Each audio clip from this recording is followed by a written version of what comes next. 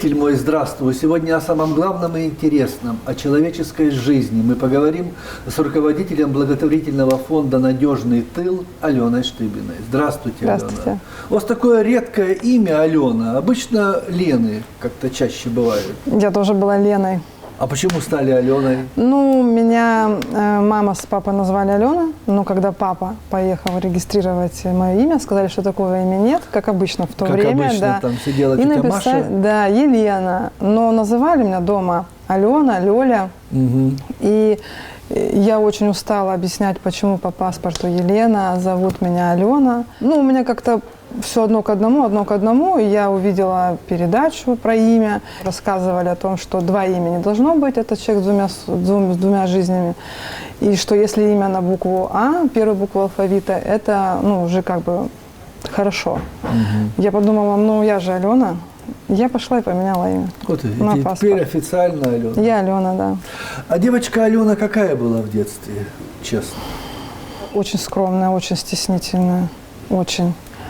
Заикалась я в первом классе, когда пошла, с детства очень меня напугалась и очень сильно заикалась, очень. И, то есть я не могла слова сказать, поэтому я была такая забитая, зажатая немножко, стеснительная. Но категорически не было неприемлемо для меня видеть какую-то несправедливость. Когда, допустим, там двое одного обижают, или когда слабого обижают, да. Я всегда заступалась. Я не смотрела на то, что там я слабже, там. Мне за это попадет. Там. Я об этом не думала, я просто заступалась. А как вы преодолели свой логоневроз? Меня дедушка, мой царство ему небесное, отвел к женщине, которая, как в то время, на свечах отливали, заговаривали. Да, она очень долго, часа полтора, надо мной колдовала. И потом я вышла и стала просто тараторить. Тут же. Вот так вот раз, просто все. Кремы разомкнулись. И с тех пор я очень быстро разговариваю. А до скольки лет вы заикались примерно? Ну, я где-то, наверное, с 5 до почти 8 лет очень сильно заикалась. Угу. Очень. А как вы в школе учились? Троечница, да. Ну, мне как бы легко давалось, ну, вот английский язык мне легко давался, математика. Тяжело мне давался в тот момент русский, там, какой-то, вот там, где можно там, по математике подумать, да, вот, порешать, вот, мне нравилось. Учить правила. Не ваша история? Нет. А где прошло ваше детство? Мы жили в частном доме. В Владивостоке? Во Владивостоке, да. Я родилась в Петропавловске-Камчатском. В 1,5 года меня привезли сюда. Частные дома, небольшой сектор. Потом там построили два общежития, это район Снеговой. Не очень благополучно, конечно. Ну и потом из этого дома в 15 лет мы переехали в гостинку, скажем так, там, с частного дома. Вот там и прошло мое детство. Детство в доме, а такая более с 15 лет осознанно уже там. Ну, вы покладистая дома были по своему характеру или со своим мнением ершистая все-таки? Дома? Да. На улице, дома, со сверстниками, вот так. Даже не знаю. Ну, наверное, от ситуации зависит. Если это несправедливость какая-то, я буду до последнего биться. А сегодня по-прежнему за справедливость, да. За несправедливость будете биться? Или уже жизнь как-то маленько причесала? Нет? Не чешет меня жизнь. Не учит? Штыбина Алена Геннадьевна. Родилась в 1982 году в Петропавловске-Камчатском, окончила среднюю школу номер 55 во Владивостоке, после чего поступила в Приморский политехнический техникум по специальности аудит, бухгалтерский учет и контроль. По окончании техникума работала в представительстве МИД России во Владивостоке, затем главным бухгалтером и финансовым директором в коммерческих организациях. В 2022 году организовала благотворительный фонд «Надежный тыл», активно помогающий участникам специальной военной операции и их семьям. Замужем, супруг военнослужащий 155-й бригады морской пехоты, участник СВО, награжденный медалью за отвагу. В семье 3 детей. В каком году вы заканчиваете школу? В 99-м. 99-й год, страна еще так покачивается. Да. И куда пойти учиться? Я всю жизнь, все детство мечтала быть следователем. Я мечтала, Опять же несправедливость. Да, я прочитала всю Агату Кристи до 10 лет. Рекстаут, вот этот Мегре, я его очень обожала, вот эти все его истории. Но Так получилось, что паспорт же выдавали 18 лет, и у меня были проблемы, не могла никак паспорт получить. А в тот момент в институт и в технику принимали с паспортом. И вот моя мама ехала в трамвае и увидела объявление о том, что набирают в строительный техникум, возможно, ну, без паспорта, ну, документов там. Свидетельство о рождении. Да, да, но там строительный как бы техникум, но там был курс «Главный бухгалтер, финансы и учет». И мама меня туда отправила. Говорит, паспорта не успеваю, я просто не успевала еще по сроку. И я таким образом пошла учиться на бухгалтерский учет. Это тоже было очень судьбоносное такое. Вам там легко было? Это ваша Легко была было, история? да. По бухгалтерскому учету у меня всегда были 5. В принципе, мне такие, как бы, где вот надо логически помыслить, порешать какие-то вопросы, мне это очень близко, интересно просто. Алена, а кто ваш муж? У меня муж военнослужащий, У вас контрактник. прям глаза потеплели. Ну, конечно. Вот. Он у меня военнослужащий, контрактник 155-й бригады морской пехоты, ДШБ взвод обеспечения. Вы где с ним познакомились? Нас познакомила с ним моя подружка. У нее муж был военный, у нее была прям мания, прям меня замуж выдать. И она говорит, что есть очень хороший. Мне было почти 28 лет. Она говорит, ну есть одна проблема. Он младше тебя на 6 лет. Я говорю, я не знаю, как-то, ну, молодой, 22 года на тот момент, что мне там с ним делать, о чем разговаривать. Но в итоге мы с ним познакомились, она все-таки познакомила нас с ним. Через 2 месяца мы с ним стали жить вместе, еще через 2 месяца мы подали заявление в ЗАГС. Вот так. И через 2 месяца мы поженились. В принципе, от знакомства до замужества прошло полгода. Разницы в возрасте не почувствовали? Вообще. Как зовут супруга? Михаил. Михаил. Да. А любовь есть на свете вообще? Конечно. Вот так? Есть? Да. Что такое любовь? Что это, Алена? В моем случае любовь, она каждый раз росла. И каждый раз она менялась. Видоизменялась. Да. То есть поначалу это было очень, ну, то есть, естественно, страсть. Страсть, там током бьет. Да, конфетно-букетный период, эти загорелись глаза. Потом, когда уже живешь вместе, там уже начинаешь, ну, как-то приспосабливаться друг к другу. Ну, ты же один, все время был сам о себе, а тут ты уже с кем-то. Потом это забота, это безумная любовь, ты тогда не представляешь, как ты будешь жить вообще без человека. Вот нет, это все, ты просто раз и умер. Вот так. Да. Алена, у вас 3 детей, это правда? Да. Вообще это подвиг. Это подвиг в наше время, да хоть в какое время родить 3 детей. Или для вас это не подвиг Нет. был? Как вы на это решились? Ну, я всегда хотела. Ну, одного, ну, второго. Нет. Я была одна в семье, я знала, что мне нужна большая семья. Но это трудно быть, когда мамой 3 детей. Нет. А сколько возраст ваших детей? Дочери, получается, младшая 5, сын средний 10 лет и старшая 13 лет. У вас 2 девочки? Да. Вы строгая мама? Да, периодами. Ну, строго, когда понимаешь, что уже что-то запущенный вариант, например, когда, вот в основном с сыном, с мальчиками, да, с ними очень тяжело.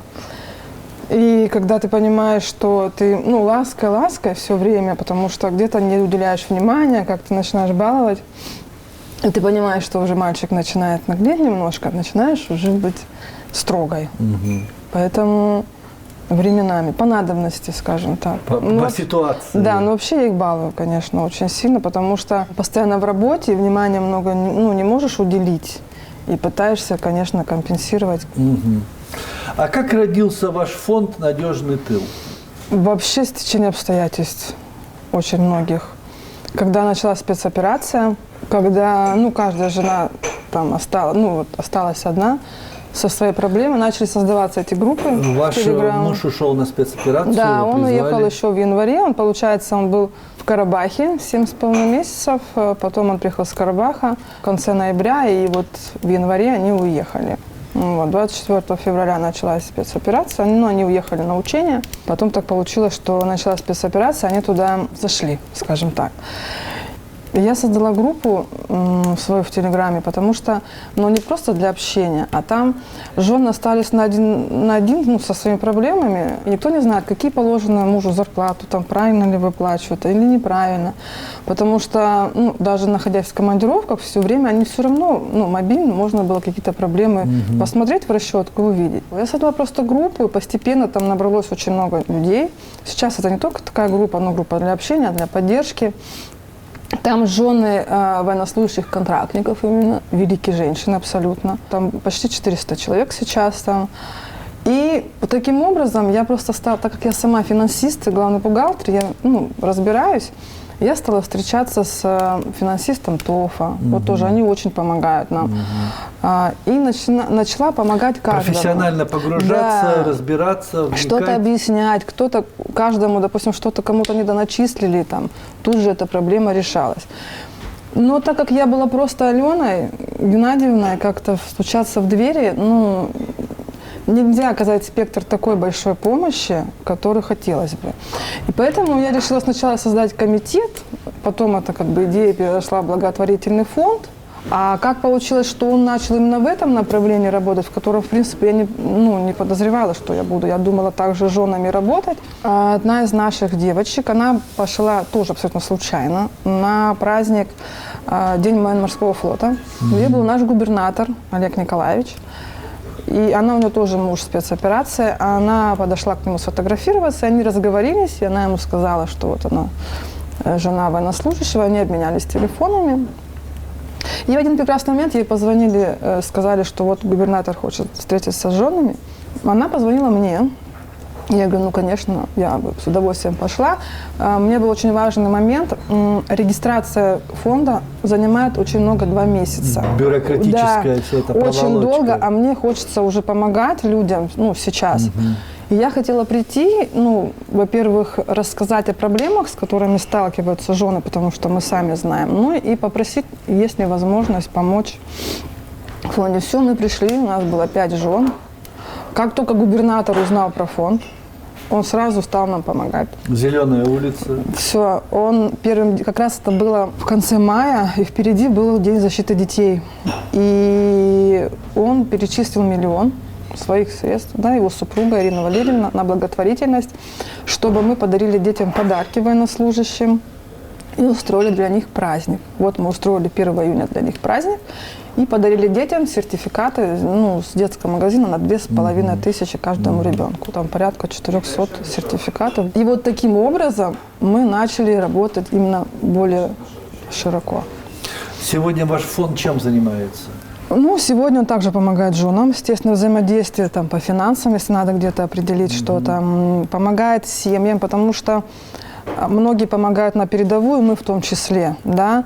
Но мы, как жены, понимаем, что люди остались один на один со своими проблемами, а у жен есть дети, которые это все видят, и мы как-то пытаемся их отвлечь. То есть совместно с администрацией края они там выделяют билеты, мы там, в театр Горького, в детский цирк, вот, на елку, на выставки какие-то. То есть какие-то мероприятия, чтобы они немножко воодушевились. Дети должны быть детьми, да, у них должны быть детские радости. Да, свои. детство, воспоминания, какие-то моменты счастливые. А когда как бы счастливая мама, счастливые дети. Вот. И одна из таких мобилизованных жен написала мне после того, как она сходила там на несколько таких мероприятий с ребенком, и сама она написала, что Алена, спасибо большое. Мы, честно говоря, удивлены, что нам тоже уделяют время. Мне позвонил муж оттуда. И когда он узнал, что мы куда-то ходим, что нам уделяют мероприятие, что ребенок счастлив, он был безумно рад. Не ожидал, был безумно рад, что когда его нет, что его семья, не брошена, скажем так, на произвол судьбы. Вы никогда туда не ездили, в зону спецоперации? Да меня бы муж в жизни, я бы хотела, честно. Но у меня муж сказал, ты с ума сошла, я тут должен по окопам прыгать, а мне за тебя переживать, у тебя 3 детей. Ты, пожалуйста, вари каши, занимайся детьми и делай свою работу, а я буду делать свою работу. Так получилось, что вашего мужа ранило? Да, 26 августа он получил тяжелое ранение, в них прилетела ракета, и, получается, он попал Волноваху, ему там сделали операцию. После этого вертолетом в Ростов ему там сделали вторую операцию. Потом через 2 дня в Москву ему там сделали 2 операции. Вот. Сейчас у него, получается, осколочное ранение, у него левой руки, у него нет нервов, лучевого в том числе. Суставы ему нужно заменять. У него нет чувствительности руки части, ну и он не может пальцами как бы шевелить. Ну, то есть левая рука не функционирует? Да, не функционирует. У него, получается, нету части кости. Ему поставили 2 пластины, у него ранение в нижней и верхней левой руки. В верхней у него нет кости, порядка 3 сантиметров. Она не отрастает, поэтому сейчас он ждет, когда решение Москвы, уже отправил госпиталь наш военный, ждем решения Москвы, возьмут они его или нет. Ему нужно либо укорачивать руку, либо делать имплант кости.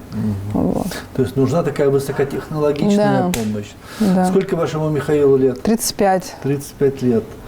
А вы помните свою первую реакцию, когда вы узнали, что его ранило? Ой, я сейчас опять буду плакать. Вам позвонили? Кто-то чужой позвонил? Нет. Мне получается... Сейчас. Это очень тяжело. Уже все прошло, Ален, в прошлом. Все хорошо. Но... Нет, это никогда не придет. Я теперь понимаю, что чувствуют себя ветераны, когда каждый раз плачут 9 мая. Было лето, я стояла, разговаривала по телефону у подъезда. Я шла с рынка. Я никак не могла зайти домой, потому что мне все время кто-то звонил. И позвонила мне знакомая, у нее муж там сейчас, и она мне говорит: Алена, мне муж прислал сообщение. Она мне сейчас сказала: ты дома? Я говорю: да. Пытаюсь зайти. Она говорит: давай я приду. Я говорю: да зачем, я сейчас уезжаю. И она говорит: у меня для тебя не очень хорошие новости. Я сначала даже не поняла, какие.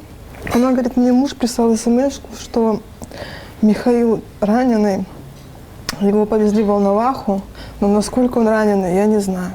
Он ничего не успел, он пропал со связи. Я сначала не поняла, я говорю: хорошо. И я просто помню, как я зашла домой и начала плакать. Ко мне подошла мама, я ей рассказала. Я написала девчонкам, с нашими участницами фонда. Они говорят: подожди, мы сейчас узнаем номер телефона госпиталя в Волновахе. То есть БАП-разведка у нас, конечно, работает... Лучше всех. Да, лучше всех просто. Иногда мужчины удивлялись, как мы раньше узнавали, чем они, о каких-либо событиях. Я в этот момент сразу бросилась в церковь, естественно.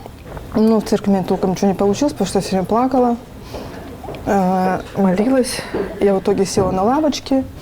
Мне скинули телефон госпиталя, я звоню, и я говорю, называю фамилию, мне говорят: такой не поступал. Но я думаю, не довезли. 4 часа я думала, что я вдова. И я просто ехала в машине и кричала все молитвы, просто плакала и кричала до дома. Я говорила: Господи, пускай он будет без рук, без ног. Пускай он будет живой. Другая девочка, наша, участница фонда. Ее муж, он был здесь, у него была операция на менисках, он там был участник, и он начал узнавать через своих. То есть, в принципе, начали все пускать. Но я уже думала, что все, его не довезли. И он узнал, ранение руки. Я говорю: точно, он точно руки, да. Она говорит: хочешь, приезжай. Вот я приехала к ней. Спасибо им, конечно, огромное. Они очень помогли. Мы там сидели. Она: не переживай. Ты пока же не услышишь голос. Ты же не поверишь никогда в жизни. Конечно. И потом, я помню, я отошла, разговаривала с ее мужем. И Марина, ее девочку так зовут, она мне увидела телефон, звонит, незнакомый номер. А мы, жены военных, которые участники там, мы с телефонами спим. Мы никогда не выключаем звук. Мы кидаемся каждый раз, когда звонит незнакомый телефон. Каждый раз, когда в группе появляется информация, например, кто-нибудь пишет: девочки, скиньте, пожалуйста, срочно телефон госпиталя. Мы понимаем, что что-то случилось, и каждая жена начинает с ним жить днем, ночью, неважно. И она мне кричит: незнакомый номер, я подбегаю, беру трубку, и там мой муж мне таким голосом, он, видать, от наркоза, он говорит: привет, жена. Я там думала, что я просто умру. Я говорю, ты как? Он говорит, все нормально, я живой. Он сказал, я говорю, меня, говорит, в Ростове попросил телефон, чтобы тебе позвонить. Мне сейчас будут руку собирать, я не знаю, соберут ее или не соберут. Я говорю, у тебя голос почему такой? После наркоза он говорит, наверное. Ну, то есть он не понимал, потому что как привезли вот эти операции. Естественно, у меня не было никакого решения, кроме как сразу лететь в Ростов. Мне говорят, ты подожди, ты можешь его сразу... Я говорю, нет, я полечу в Ростов. Мне мама, героическая женщина, которая помогает мне с детьми, она с нами живет. Она говорит, дуй. Вот я помню, приехала туда, там встретил замечательный Андрей. Он помогает на передовой нашим мальчишкам. Помог устроиться и вот привез меня к мужу. Я помню первую нашу встречу, даже сделала фотографию. Он такой весь еще тут поцарапанный, ну, там, лицо. Вот. Но я такая довольная была, в принципе, что я его вот обняла, поцеловала, что вот сейчас он. Не какой-то призрачный в телефоне человек, а как бы отпустила эта ситуация немножко, когда ты постоянно в стрессе и ждешь какого-то звонка. Ален, ну вот если руку на сердце положить, в обществе неоднозначное отношение ко всей этой истории, к спецоперации. И мы прекрасно знаем, как на наших погранпунктах стояли очереди, молодые, здоровые мужчины старались уехать из России, чтобы не быть призванными туда. Ваше отношение к этому? Я вот много над этим думала тоже. Ну, во-первых, назвать этих людей, ну, мужчин, стоящих в очереди, я не могу, честно. Ну, потому что мужчина, в первую очередь, он мужчина, он должен защищать свою семью. И эти люди, когда... вот хотелось бы, чтобы каждый раз, когда они обнимают своего ребенка, провожая его в детский сад или в школу, и зная 100%, что они заберут своего ребенка с садика и со школы живым и здоровым, чтобы каждый раз, когда они это делали, смотрели в глаза своих детей, они вспоминали тех мальчишек, которые там сейчас воюют. Потому что сейчас они воюют, в том числе, за наши семьи, за всех. Они не выбирают, своя или чужая. Ален, вы сегодня несколько раз плакали. Это ваша...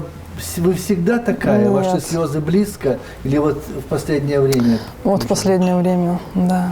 Я какая-то прям расклеенная. Ну, я имею в виду после вот начала спецоперации. Психологически сложнее вообще стало. кошмар. А раньше слезы были редкими? Ну, раньше слезы, я не почему они были, но они были в основном так, чтобы никто не видел. Я могла себя сдержать и выйти поплакать. Они были, мы же девочки, мы обижаемся, мы плачем. А что для вас женская радость? Что для вас женское счастье? Ну, радость в мелочах, Да. это там сходить по магазинам. Круг почета дать? Там, да, посмотреть. обязательно, да. Платьишки какие-нибудь, да. Даже, может, и денег нету на И покупку. не покупать даже можно. Но глаза продашь, уже да, хорошо. уже хорошо. Встреча с подружками в кафе, проводить время с семьей, свободное время. У нас как-то был разговор с мужем, когда, ну, в редкие моменты связи. Он говорит, я когда вернусь, я буду все время вас куда-то возить с детьми на море, там, куда угодно, чтобы вы постоянно улыбались, он мне говорит. Вот, то есть такие моменты с семьей, с друзьями. Держит слово? Держит, конечно, хотя ему тяжело с одной рукой рулить. Но рулит. Но рулит, да, меня не пускает. Понятно. Блиц-вопросы заканчиваем. Любимый цвет? Голубой. Любимые цветы? Василек. Правда или справедливость? Вообще это правда в справедливости. Правда, справедливости. Свобода или безопасность? Свобода. Самое сексуальное место у мужчины? Губы. Губы. Любимый алкогольный напиток? Я не пью вообще. Жаркая баня или теплое море? Теплое море. И последний вопрос. А чего вам хочется от этой единственной жизни? У меня все, что мне хочется, я и так уже это все имею и делаю. Ну, чего-то ж хочется. Нам всем всегда чего-то хочется. У меня на данный момент все есть. Все есть. Я хочу, чтобы это было, так и было дальше. Ну, Вот всё. это, скорее всего, самое Чтоб главное. Вот что есть, то и было. То и пускай будет, да. Понятно. Вот так. Спасибо, Ален, за искренность. Вы Пожалуйста. сегодня были искренни. Это была Алена Штыбина. Мы говорили о самом главном и интересном. о человеческой жизни. Всем добра и здоровья, берегите себя и живите, пожалуйста, долго. До свидания.